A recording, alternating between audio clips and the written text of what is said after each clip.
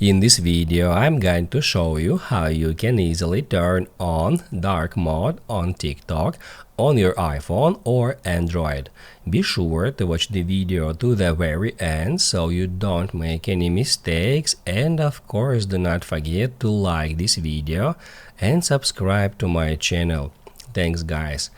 So let's get started, and first off, open a TikTok app and then go to your profile.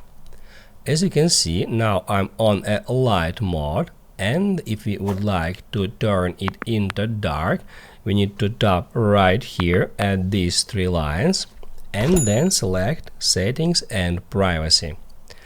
After that, just scroll down until you find Display, then tap on it, and that's where we can easily switch between dark mode and light mode simply by selecting them. Also, we can activate the option which is called Use Device Settings to match appearance to your device's display and brightness settings.